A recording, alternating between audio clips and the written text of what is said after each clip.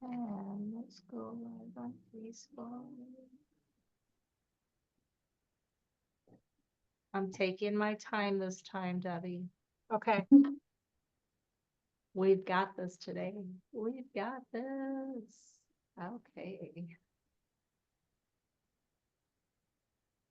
Choose where you're posting, share to your page, and select your page, laugh lines and turbulence. Okay. All live.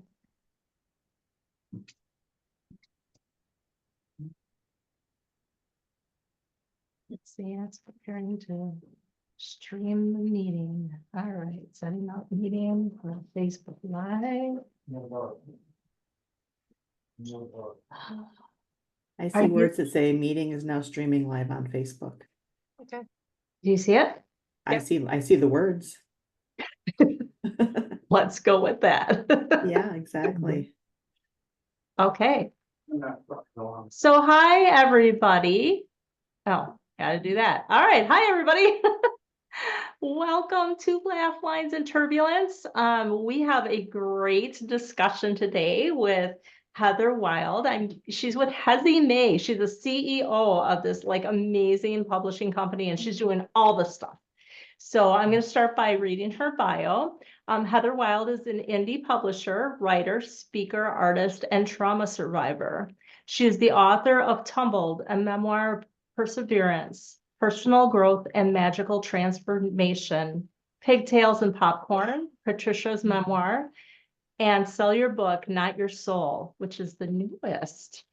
She watercolor illustrated Precious Child, a timeless children's book, and she speaks on accountability, personal growth, and recovering from trauma with the potential to lead an extraordinary life.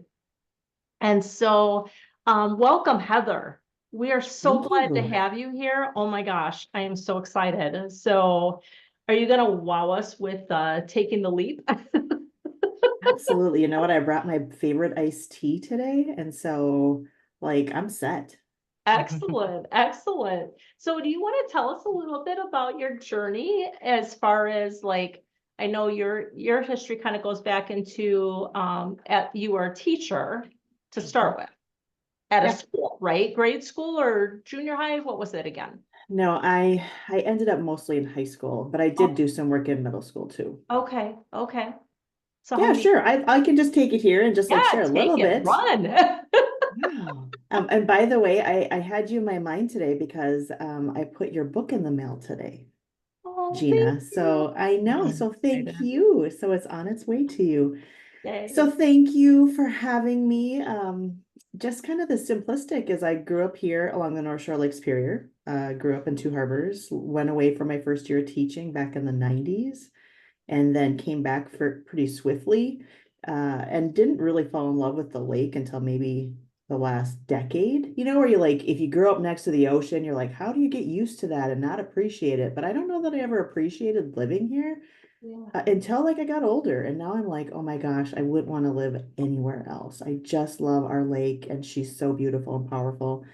And so I've danced my way through a few different school districts. The range was a big chunk of my teaching opportunity, and then the last 5 years I was teaching in Superior at the high school, background in English, and then I started finding a home more with students that didn't really fit in the boxes. You know, the ones that just kind of maybe came with more of a struggle or things from outside coming into the classroom. And I started to realize that those were the students that my heart was aligning with helping. And as I went on that path, it took me a little bit away from English. Like it kind of got me more into working with social emotional skills and problem solving our life issues and creating social awareness and things. And so then that's where I ended my teaching career, which now was 2 years ago at Superior, working with young adults, and I loved that journey. That really had landed home for me.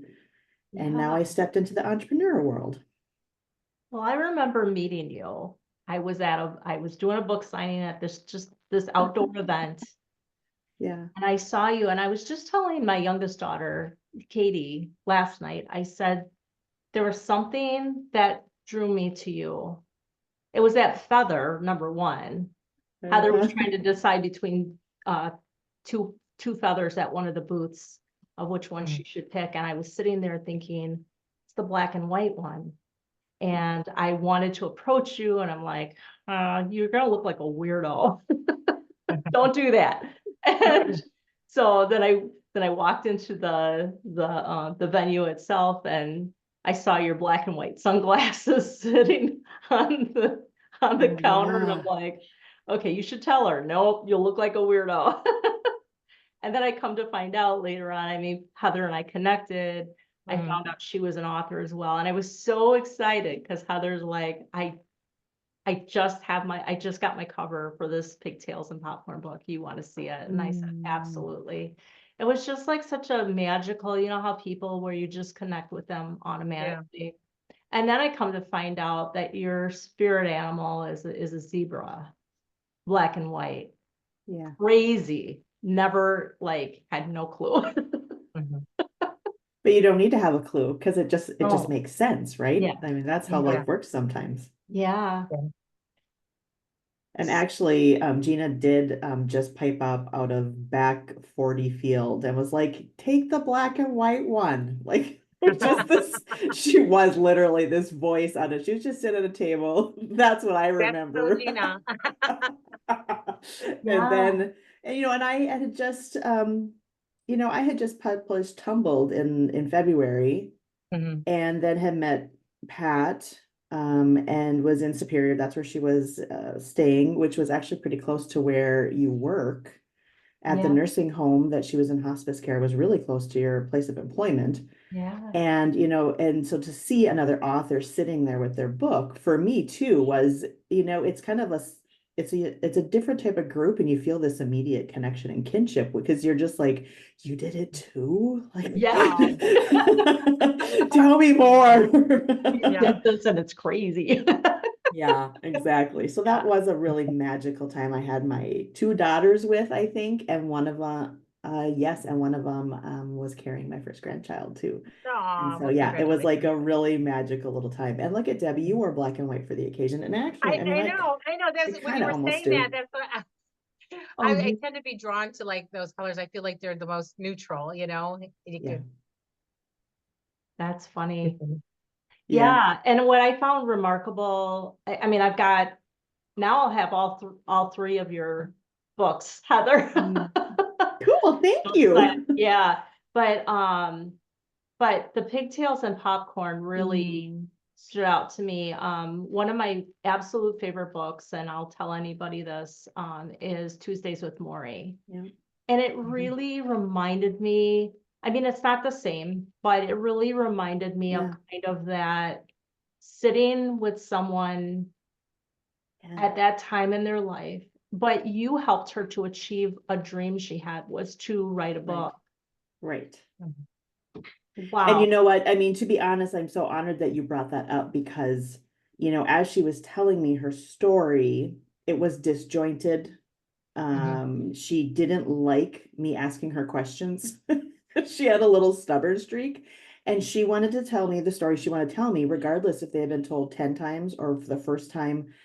And so as like, I think at a certain point down the road, I've been meeting with her for maybe 3 months and I knew the time to write this book was coming. And we were on a time frame because we weren't sure on her health, where we were going. And I remember I'm like, do I really have enough content for a book to honor this woman? It was a true struggle because I wanted to honor her more than anything. And that's the book I grabbed. I grabbed Tuesdays with Maury, never have reading it before. I had never read it, sat down and understood that he was sharing the story of getting to know this man and kind of like his last messages. And I thought, oh, that I can weave into a story then of how we met and the story of us gathering her memories. And then I didn't have to like feel like I needed to get more out of her. I mean, she only had certain things that were important to her and at the end, like she kind of had lost the steam of telling things. So I'm glad that you saw there was a parallel because truly that was the book that inspired me. It was beautifully done, just beautifully done. So for all the viewers out there, it's called Pigtails and Popcorn, and I wish I had it next to me. It's on my shelf. Oh, of course you have it. Hold it there. Well, the question is whether it's close. I actually organized my office today. Yeah, I'm You there. know how that goes. I Yeah. have Tumbled here. I have Sell Your Book Yeah. here. Yeah, and Tumbled is amazing as well, guys, but I just have to say that pigtails and popcorn resonated so Oh, much it's right here. right in front of you. So Yeah, it that is. leads us into the aging talk. Yeah. Trying to find her It was stuff. right in front of me. I know. And yes, so here it is. And the story with why the title is because Pat was kind of a loner. And when she was really young, I don't know if there was free transportation between Duluth and Superior, or if her dad worked on the railroad system, and I know that allowed them certain free passes. And I know she got to ride across the country on a train for free because her dad worked. So I don't know that story, but when she was about 13 or 14, she was bored and she just liked to ride the bus. And so she was riding, and in West Duluth, she saw a man walking a pig on a leash. And like that, she was just like, she's like, how could you not love that? It was a cute little pig. And so then this woman from that day forward collected pigs. I mean, there was no question, and the book tells it like she was a hoarder on top of it. So there were pigs everywhere. And then the other thing she loved was popcorn. Oh my goodness, we had popcorn at her celebration, her And book launch. dark pop. Was it dark pop? Brown pop. Brown pop, that's right. That's right. Oh my God, she's so funny. That's what she called it, her brown pop. And she was mad because she couldn't have Diet Coke anymore just due to dietary. So the only thing she could have was root beer. So she would talk about her brown pop. And so we called it Pigtails and Popcorn, Patricia's memoir. Yeah, that was such a delight. Oh, her brown pop. Yeah. Just Cheers. amazing. Yeah, and it was really great because Heather, you put together, like, you put a lot of work into it. I know this, like, with all my heart and soul. For anybody who puts together an event, but you made it happen, made that book signing, and Yeah. and I get chills because Pat signed my book for me, and Yeah. she wasn't, she was really not doing well, Yeah. at that time, but she she did her book signing, and it was She like this did. dream. I'm all about like reaching your dreams, and so like Yeah. I think that's why that book really touched me so much. And then I think another thing is that's why your story touches me so much, because you were doing this thing, you were teaching. So tell us about like what led you to take that leap of faith and do what you're passionate about and what you love. Oh, that's so funny because I wish the story is sensational and not all at the same time. I wrote, so look at it right You here. got it. So Tumbled is my memoir. And her name is Jules, and she showed up to be on the cover, and there's kind of a little story behind that even, but it took a lot to get to a point of being willing to pen a memoir that had a lot of ebbs and flows in it, and to honor those memories. And when I finally showed up and honored that request of myself, I wrote the whole thing in 5 months, 92,000 words, handwritten in 9 months or 5 months, excuse me, done. And then I kind of let it rest. And in that resting time, within a month, I signed up for some business coaching, thinking, I think I should like do tarot on the side, or I think, I should create another stream of interest or money for myself outside of teaching. And lo and behold, I ended the school year at Superior, greeted my upcoming principal, had a meeting probably about the 7th of June. And then all of a sudden I got that intuitive nudge that I wasn't going to go back. And trust me, like single mama, no savings, finally doing, I loved my job, and I voiced it to someone first. I voiced it to a former student who was in her first or second year teaching, and she's always been a big cheerleader to me. She just held it for me, the space. And then all of a sudden I had started having dreams. I had a dream about frozen corn, Gina and Debbie. I literally had a dream of driving down a dirt road, and on one side of the road were these cornfields that were frozen, and on the other side was the farm ranch. And in my dream, I was thinking, the crop's frozen. They got to go to plan B. The crop is done. And like I woke up and I was doing art then, And I journaled, and it was about, what's your other plan if you're Yeah. one, and it was enough to make me, literally, Oh, I thought about it for maybe 2 to 3 weeks only, and then turned in my yeah. resignation.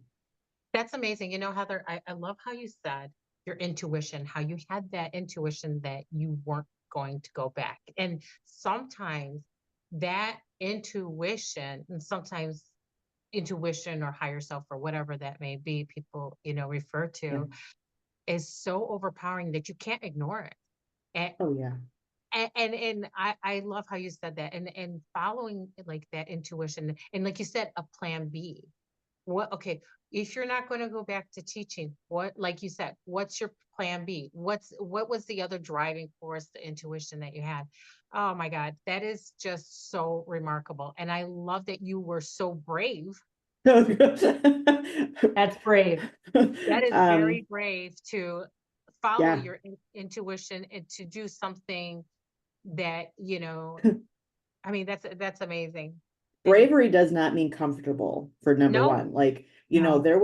but here's the funny thing is that the business coach that I hired in May to do a yeah, side gig had filled me, was a very like vivacious personality, very mhm, bold, strong woman. And she filled me with this belief that I could go out and like start life coaching and make big bucks.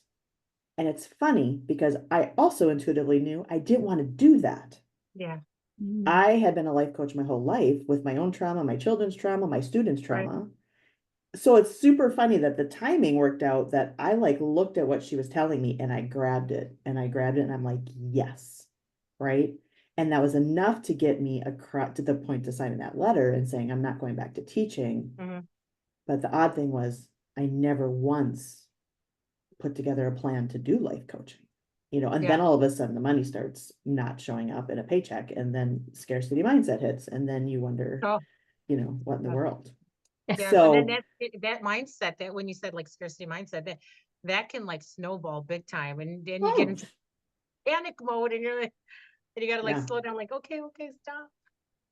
it is. And that's actually Yeah. I didn't even know what it was. I Yeah. hadn't heard those terms until after I quit teaching, and then I was on a Yeah. retreat journaling, and what's your relationship with money, and I kind of got it smacked Yeah. right in the middle of the forehead going, Yes. whoa. It's been a So lot do of you, healing. so do you believe that like, it's funny how you said the scarcity mindset kicked in. Did you have some of those beliefs? Like you said, the traumas, like from when you were growing up, your trauma survivor, was any of that stuff involved in your trauma, like as you were growing up, like the belief of the scarcity mindset, like there's never going to be enough, or Absolutely, but I didn't know that. yeah, Right. right, I kind of compare a lot of the things as I grew up. If you looked back at my childhood, nobody would have labeled it traumatic because mhm, of what they saw looking in.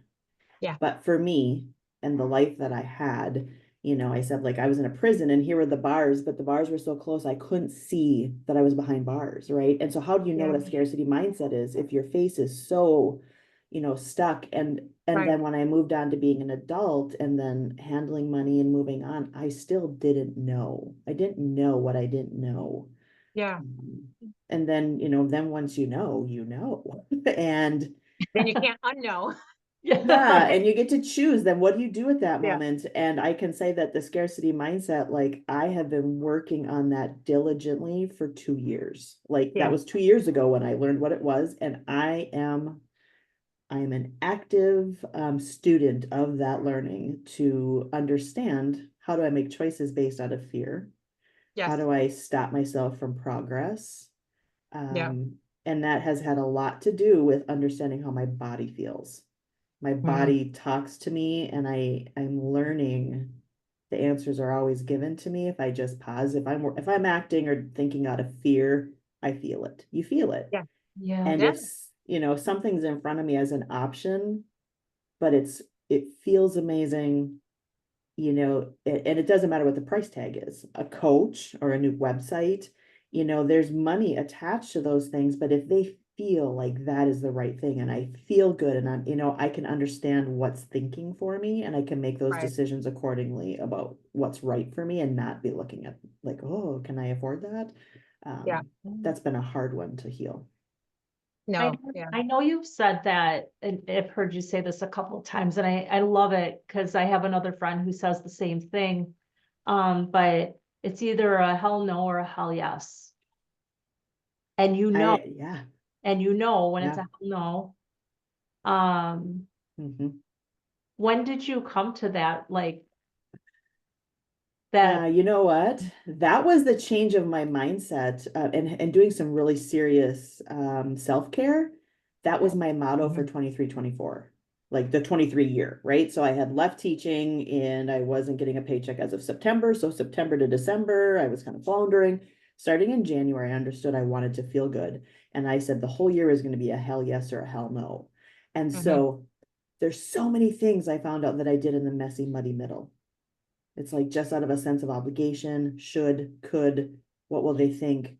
And I Yeah. decided, what would it look like if I just said yes to the things that were hell yeses and there was no shoulds? It's just, well, then it's a hell no. And I found myself like bowing out of like, say, friend dates or things that you're like, why did you do that? And I wouldn't even give explanation. It was just, if it didn't feel amazing within me, for whatever reason, tired, anxiety, I don't care what the reason was.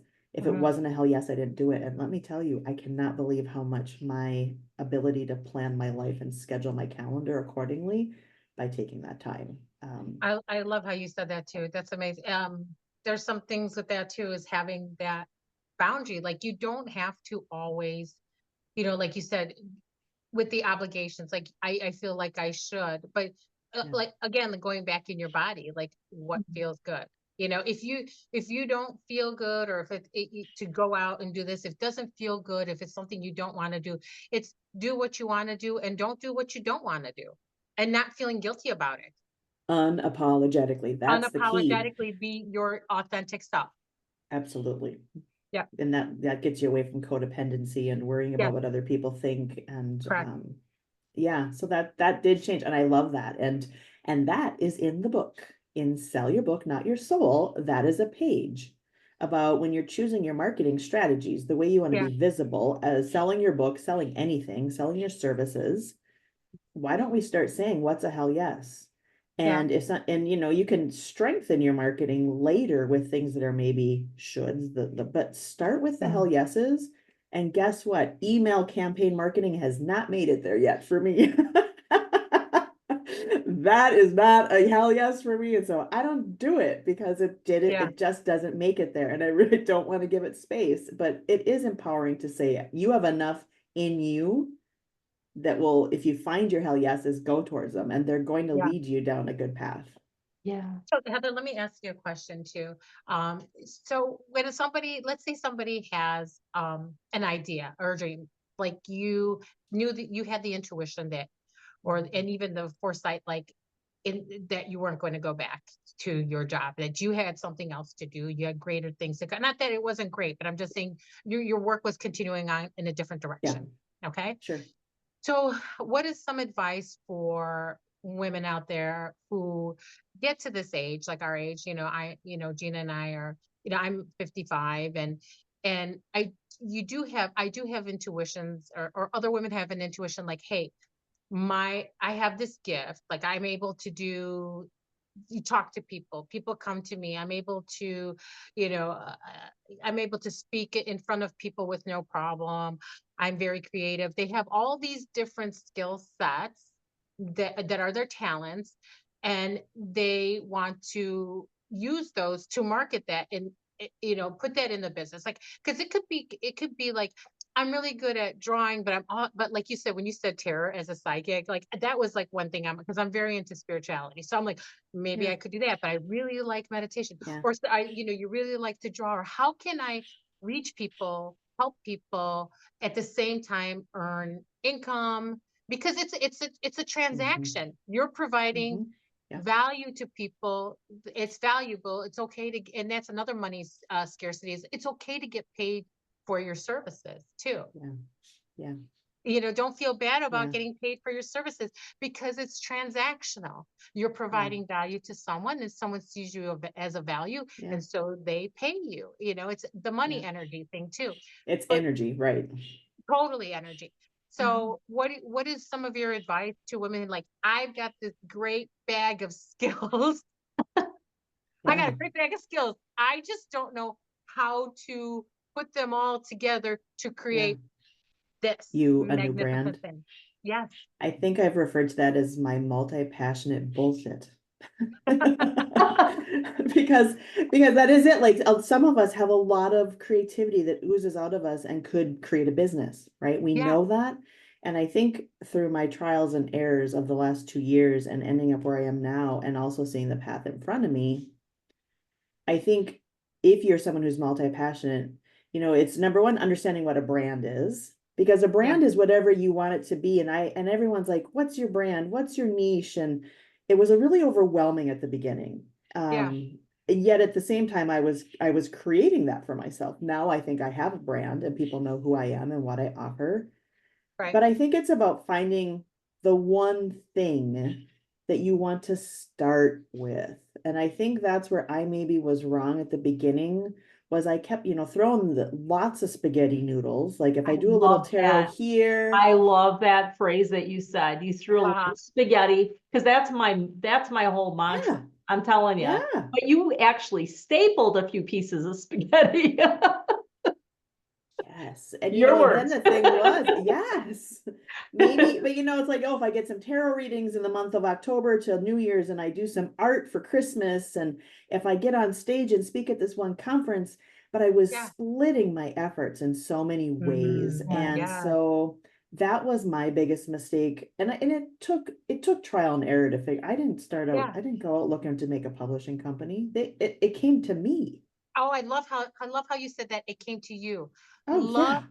yeah. And I think sometimes when you're open and you're ready to receive, Yeah. things just show up. Yeah. It's Yeah. incredible when you just I don't want to say calm down, but when you start opening up Yeah. in the mindset that you're ready to receive it, it will show up for you. Yeah. Well, and the opposite of that is control, right? Which those Yeah. of us, we all have varying amounts of fear deep inside of us. Oh, And yeah. if you have, I did have a lot of trauma, and Yeah. a lot of that end result then is fear of not having a safe home, fear Right. of, being walked out of your job, fear of this, fear of that. And so that was another thing I learned, is how do I let go of control? Right? Yes. Like you just said, to be in flow. And let me tell you, if you're a control freak, a lot of people think that that is an advantage.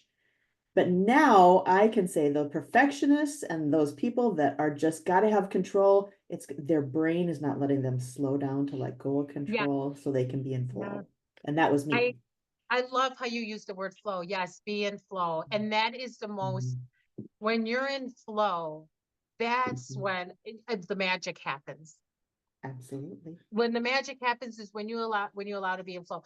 And like you said, the control, sometimes people with that control or that type of mindset that it's got to be this way or no way too, you got to have some Mhm. flexibility, Yeah. because you open your eyes to other opportunities that Yeah. show up.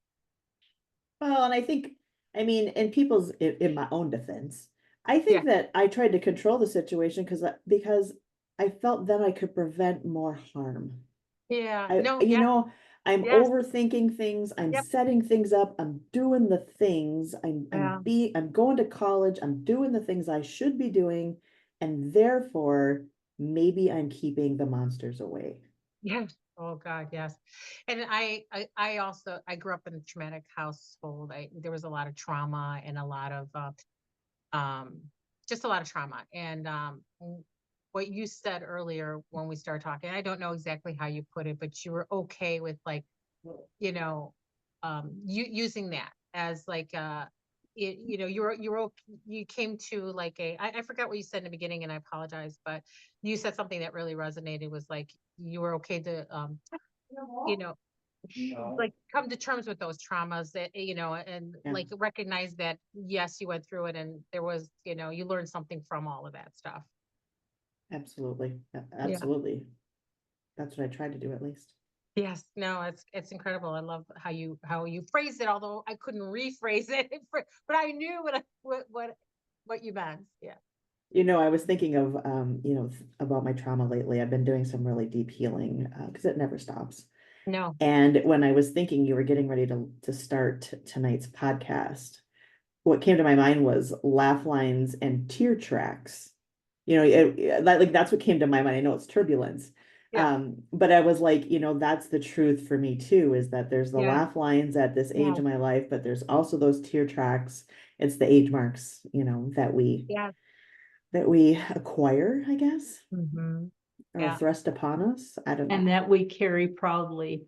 I know. So- I got this new jewelry last night and I was like, I put it on this morning and my dog looked at me funny. I was like, I know the queen has arrived. Arlo, my Wanted to doodle. comment on that in the beginning, but I waited for Gina to do her introduction. I do want to. The first thing I wanted to do was say, "Oh my God, I love your jewelry." You know what? And it's Like special jewelry from Art in the Alley. Art and Alley. Oh, it's Art in the Alley in the absolutely. mall. Yeah. Oh my God, it's absolutely stunning. It's like, Oh. I mean, in the beginning, Gina's telling, doing the little intro and everything. I'm like, my God, do I love that jewelry? God, I wish I could get. Well, I couldn't hear the good. beginning of what she was saying because I was too focused on the jewelry. I gotta get me some of that. So should Well, I do the intro again? I'm glad that you like it, Debbie. I do. I love it. I love it. It looks amazing on you. So yeah, I love Oh, it. thank you. You know what? I feel good wearing it. I Yeah, really do. So thank you. you can tell. You can tell. It's a hell yes. It was, it was a hell yes. It was a hell Absolutely. It yes. was. I'm feeling the need to increase my divine feminine energy. Mm, And like I'm ready. Like I'm so sick of the masculine energy that I carry. And maybe I did it by choice, maybe I yeah. didn't. And I was like, earlier this week, I was like, I want some flowers. And I Mhm. went to a book signing last night at Art in the Alley with another author, Rachel Gilbertson, who's from Duluth. We went there together. Tammy's a beautiful woman who owns that place. And one of my other authors came in to get her copy of Sell Your Book, and she came in with flowers for me. Oh, And I love I said, you heard I manifested those this you week. She goes, did. I know. And she's like, well, you gave me that sticker that said manifest that shit. And I was like, yes, I did. I love that. Manifest that shit. Absolutely, I know. 100%. And people need to understand that you create everything. You give yourself credit for having the power to create everything that's around you, Yeah. good or bad. But you know what I'm Yeah. saying?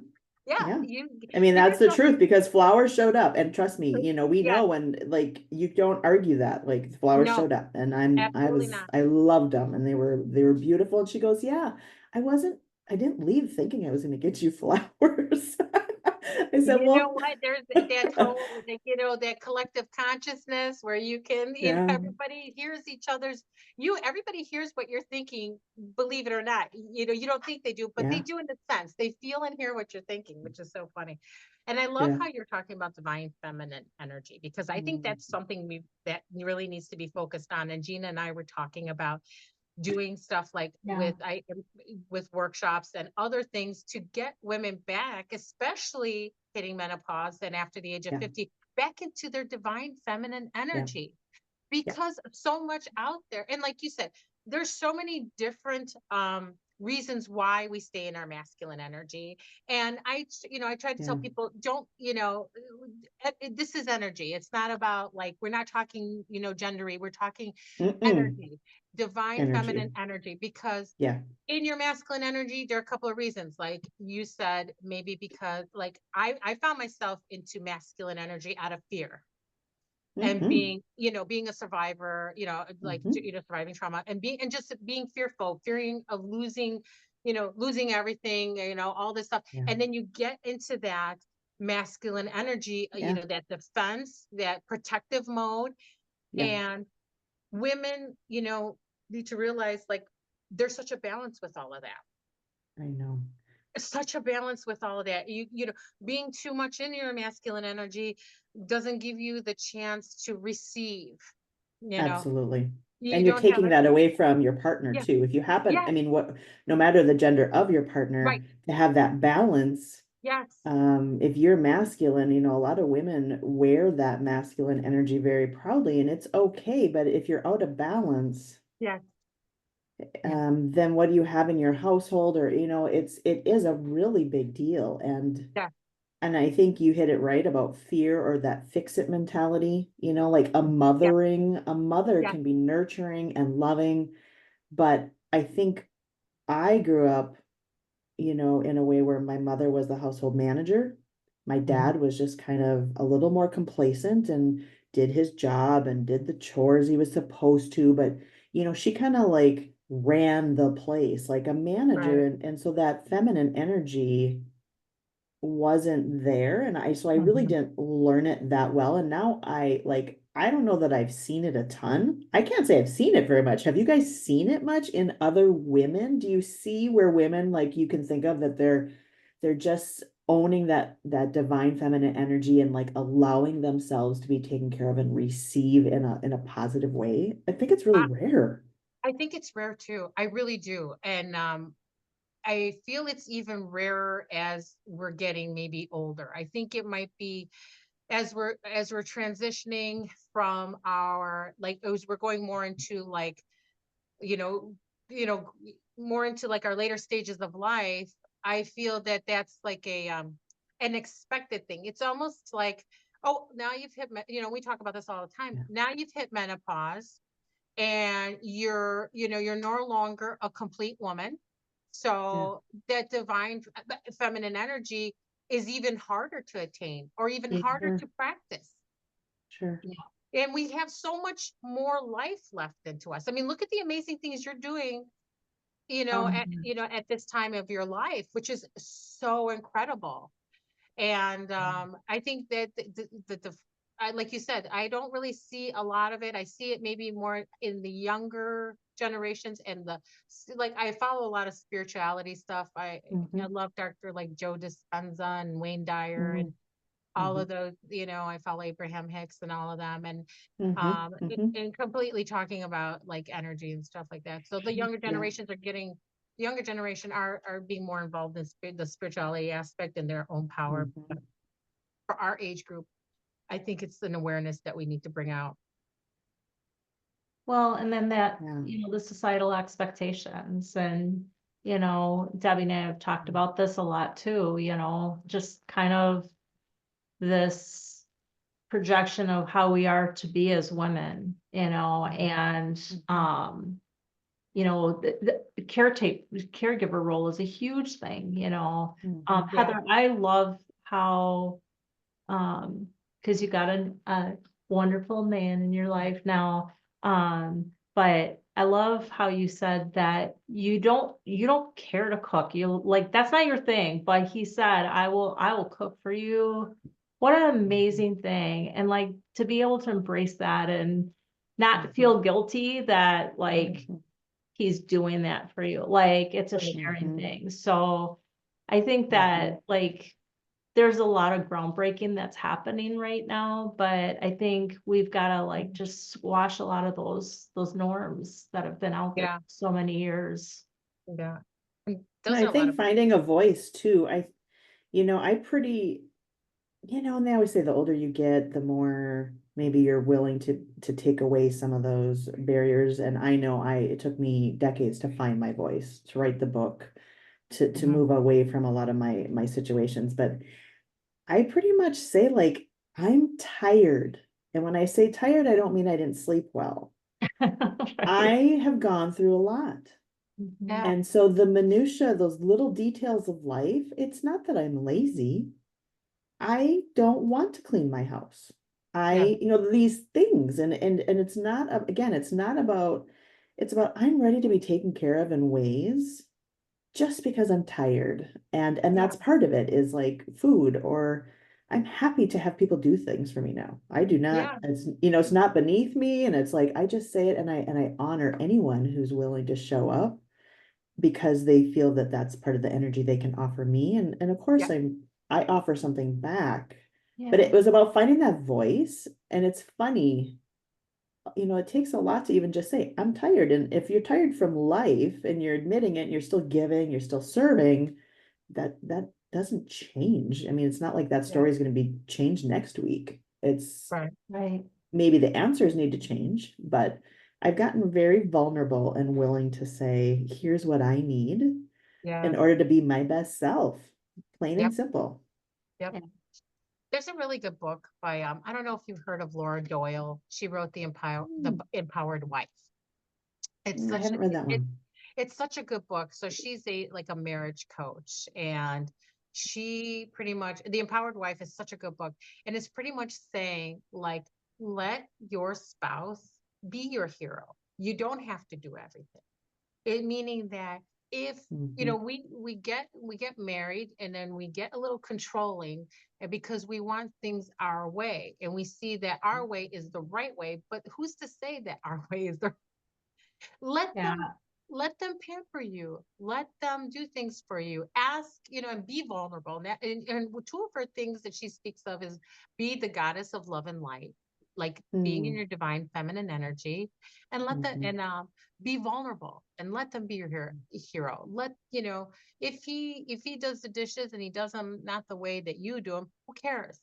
He's Yeah, being your hero. You know what I mean? And absolutely. that's in receiving mode, and that's in feminine energy mode. And that's fine, because it also gives something to him too, to them too. Absolutely. That's actually the big point, is that Yes. that's where the balance shows up, Yes. is that, and my husband is very open in saying he has feminine energy. I mean, not a lot of men say that. He has a Yeah. stronger amount of feminine energy. And so Right. it's important for me to not take advantage of that and a lot like switch those roles up too. I mean, I Mhm. need to give him the opportunities to bring those strengths forward. Yeah. Um, Absolutely. If we keep, in our masculine energy, and just, oh, it's got to be da da da da da. We never give them a chance to be their authentic selves either. Absolutely. Very Yeah. true. Mhm. That's beautiful. I love it. Very cool. Heather, you recommended a book, Say Yes to Your Yes by Jennifer Jane Oh, Young. Tell us a little bit about that book. oh, oh, yes. And it I sounds just, totally in line with your whole thing. yes, I love Jennifer Jane Young. Oh my goodness. I'm part of a virtual networkers group. It's Mhm. women, and Jennifer lives in Canada, and then also in Mexico. And she and I have aligned, and now we're going to start collaborating and doing business things together, which is Awesome. super beautiful. So I am really a big supporter of buying people's books, and you read them when you read them, and I'm writing and I'm editing. And so Jennifer's book just kind of always wanted to stay by me and bring it to my nightstand at night, and I wouldn't do anything with Mhm. it. And then I'd go downstairs and do something else, and it followed me everywhere, but I wasn't reading it just because of the phase of my life. And so we went on a Mhm. vacation, and then all of a sudden I pulled that thing out, and it's so interesting because Say Yes to Your Yes is so similar to so many things we've talked about. We've talked about lining with, flow and what feels good and your hell yes. And it's funny how you can read this beautiful book and its simplicity and the reminders about, like, what are your yeses. And so it's lessons and then journaling, and I found myself journaling it. And again, it's like, what Yeah. are your yeses, and what would Yeah. it feel like to lean into that? And I just love, um, you don't need a challenge to make changes, Yes. and that's everything that was in this book was nothing from unfamiliar to me, but the way she shared it, and then the questions that she asked me to kind of pin down, what are my yeses? And am Mhm. I offering them space? Would I like to offer them more? Mhm. And during that time, so that was this summer, and oh, it's just a beautiful little journey. And it's interesting, at that time, the thing that kept showing up over and over and over is do more art.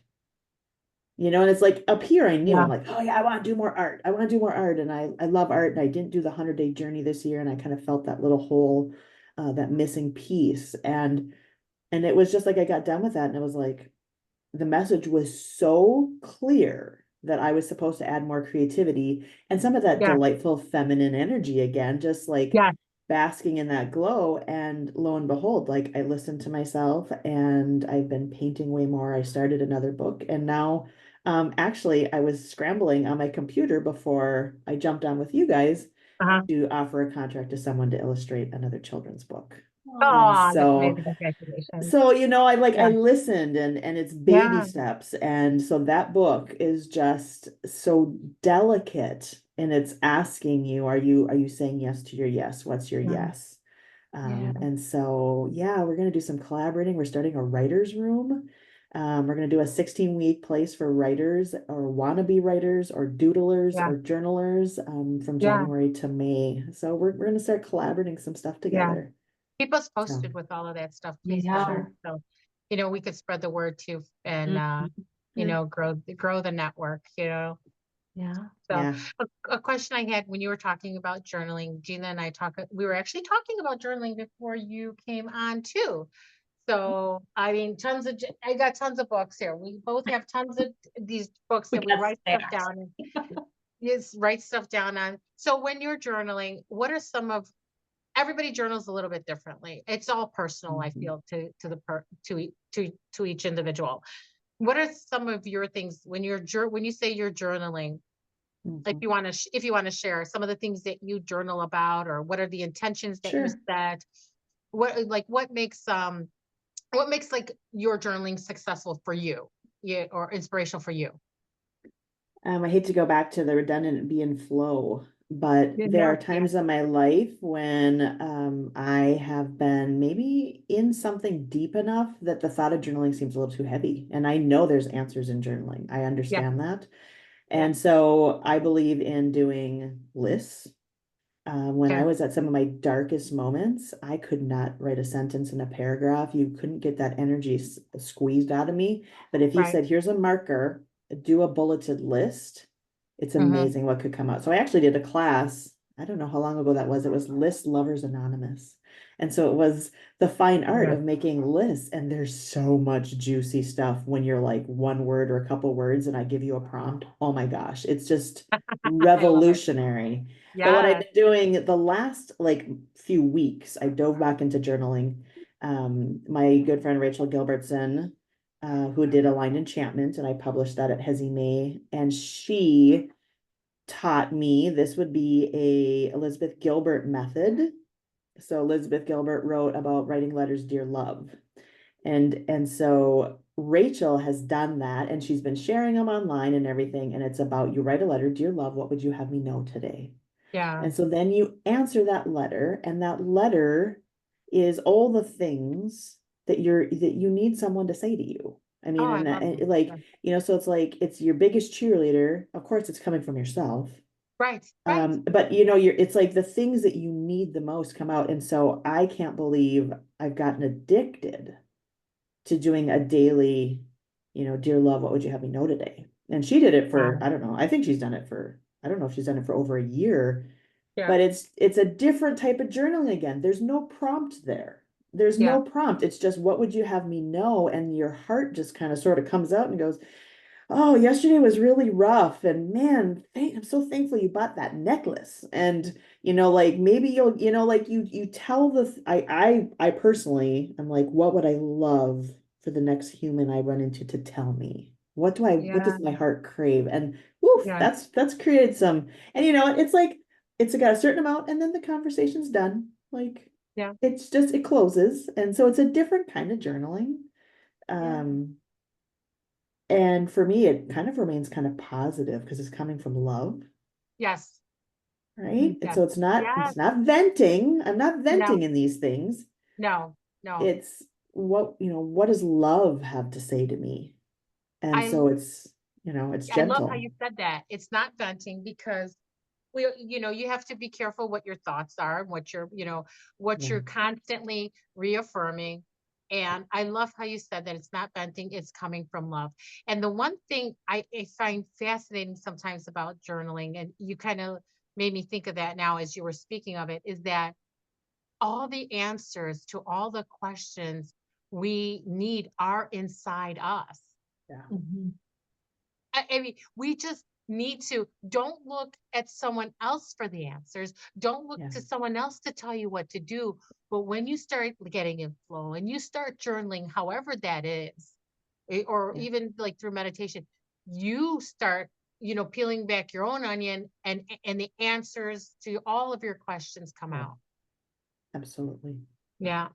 And I think the consistency, Yeah. I think that's important too. I see now I've been journaling pretty much every day for say 2-3 weeks again, just this kind Yeah. of push. Yeah. And then you can go back and see the growth or the patterns, Yeah. Yeah. and if if that's, to me, that's that reflective piece that's so important. Like, who knows what's going to come out and what it'll mean 5 days down the road. Right. I love being able to go back and see the patterns. That's really Yeah. important for me. You connect the dots going back, which is so amazing. And it's kind of Mhm. funny how you said that. There are times I've pulled out like journals from years ago, and I'm like, oh my God. Oh my goodness, I manifested this, or I had this, or Yeah. this actually happened. I wrote about this, and now I'm here. Yeah. And Debbie literally showed me like the house that she manifested her house that she's in right now. And she's like, I have to show you this because I put this in, she did vision board in her journal. And she's like, I have to show you this picture that I put in this journal years ago of this bathroom. And it was the bathroom that I wanted. And then she took me into her bathroom. It was the exact bathroom. It was Of course it crazy, was. Of like course it crazy, was. but so cool, right? Yeah, of course it was. isn't it incredible? Like, you just look back and you're like, I looked, because I put it on my, my Word doc. I put some pictures. And this is when I was really, when you really sense the intention, when you really feel what you want, when you feel like you said yes to your yes, that was my yes. Yeah. And I Yeah. started putting things down, and then I even showed my husband, like, oh my goodness, that's the bathroom. It looks even the paint color is the same, even the spot, even where it's positioned to the bedroom is the exact same position to the right. It's just so It's crazy. And really, how powerful. how powerful. Yes. But I do have to say, and I'm just gonna say that when I did receive what I manifested, okay. And Heather, you'll resonate with this too, is that I immediately went into, I scared myself, that I went into this fear. You get what I'm saying? Like, I was like, holy shit, this is the house I manifested. Holy shit. Like, everything I wanted, I got within 2 years. And Yeah. I actually reverted back to like the fear based, oh my God, I don't want to lose it now that I've acquired it. Yeah. I don't want, like, all of that crap and that shit that you Yeah. had for years, those beliefs and stuff, Yeah. that you buried at the bottom of the ocean, they started floating up, and all those In your new fears and house. beliefs were like, In your new house. Guess what? It can disappear too. Like, you can unmanifest it. So Yeah, don't go. right, exactly. So I was like, oh my goodness. I scared myself because everything within a 2-year period had manifested. And then I was like, oh my God, like, oh my God, this is so real. And I was just in the disbelief, in the undeserving mode. I'm like, oh my God, did I really do this? I'm so undeserving. I question it. So it was like that old self that keeps pecking at the self that wants to evolve. You know what I mean? And you just want to tell, just shut up.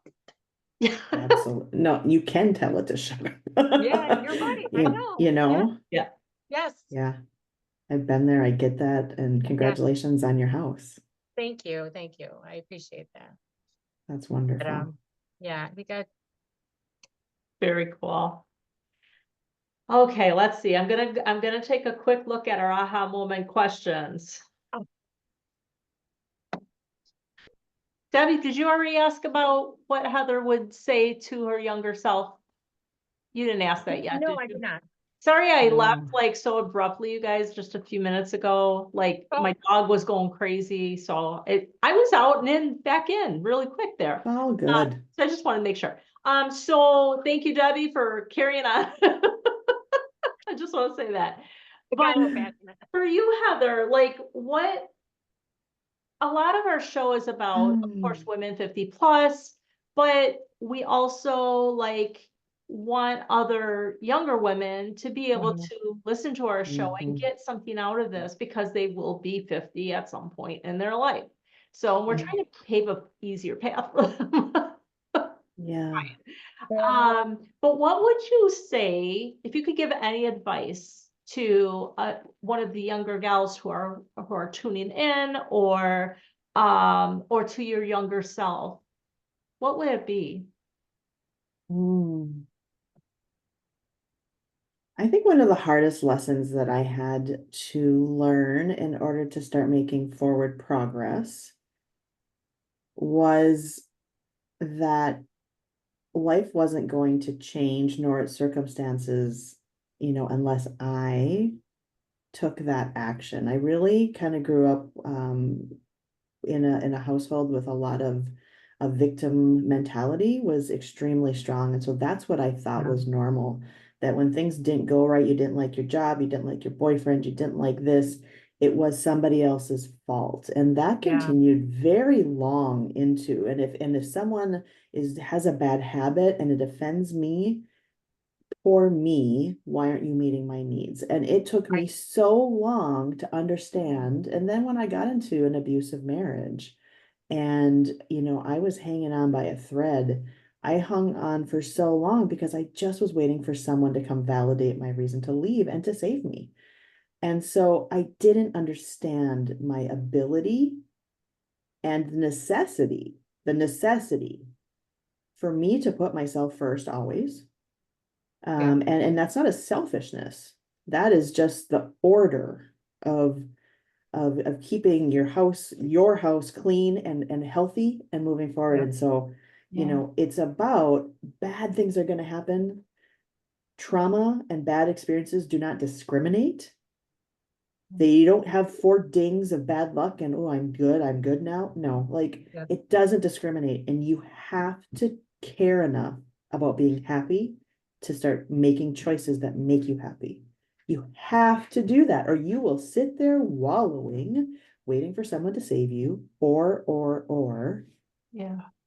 indefinitely. And I think that a lot of people stop there because to choose yourself and to make those boundaries or those changes often is not easy, nor does it maybe align with everybody else around you. And so there will be Yeah. some big changes. And so it's about empowering, validating that there's bad stuff that happened to you, and I'm sorry. I get it. You might never get an apology. That's just what we do. But if you want to move on and to achieve your dreams and remove yourself from some of this fear, you Mhm. have to start acting on your own behalf because no Right. one will fight for you harder than yourself. Nobody, nobody, your mother, That's your right. spouse, your children, they don't owe you anything.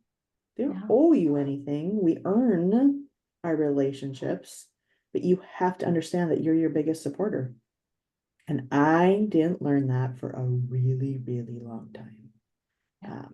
And my whole life, maybe if I had felt a little more empowered, that I could trust myself or not get, not worry about other people's feelings. I mean, there were a lot of layers there. So that's what I would tell myself. And I would tell any younger generation is don't lose yourself. Or if you haven't ever had yourself, find yourself, Yeah.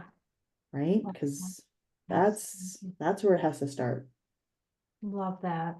Oh my gosh, such a great, powerful message, and Mhm. one that a lot of us learn much later on in life. So, Mhm. so I think that being Mhm. able to pave that way and being able to, like, through what Debbie and I are doing, and even the work that you're doing, Heather, setting an example, right? Setting an example, a positive example of like things that people can do to really improve and learn how to love themselves. That's what Yeah. it boils down to, is Yeah. being able to love yourself enough to show Absolutely. yourself compassion, to be strong for yourself, all of the above. So Heather, really quick, how can people find you? I know you're doing publishing, and then all your other things. What's the I'm best? starting a podcast and Yeah, I'm you're gonna doing it all. start speaking at high schools because that's my true dream. I believe in trying to do upstream work, right? So my Mhm. brand new stinking gorgeous website is hezziemae.com. It just got launched on October 1st and it is, oh, it's Beautiful. delightful. It Mhm. is, and I can say that grinning because I didn't make it. Oh, because we have it open right here, hezziemae.com. Oh, and look, there's Miss Patricia Passero today. Oh, I love Beautifully her. done, by the way, beautifully done. Gorgeous Yes, that was website. Tracy was my designer, and she knew what to ask me so that we could create the site that really showed the ethos of my brand and who I am. And so yeah, Beautifully done. so hezziemae.com is pretty much the easiest. I really don't like social media. So we have a love-hate relationship. So just go to the website and that's the easiest. Sounds great. And we'll also put the links in for Yeah.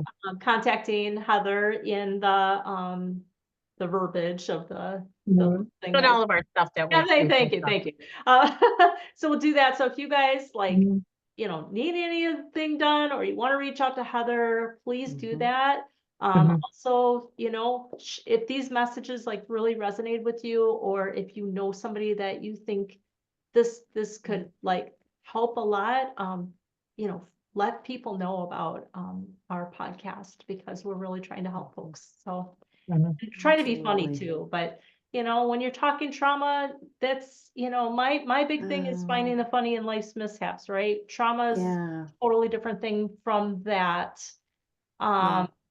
But the other message I always say is at least find the positive. And Heather, you Yeah. have done that time and again. Mhm. I feel so Thank you. blessed to have met you. I've got chills right Oh, now. Well, thank you know, you. And I'm so grateful too that you came on, Heather. It's such a pleasure to talk to you, talk with Thank you. you so much. And you know what? You didn't make me cry, so it's all good. oh, I almost did though. I almost cried.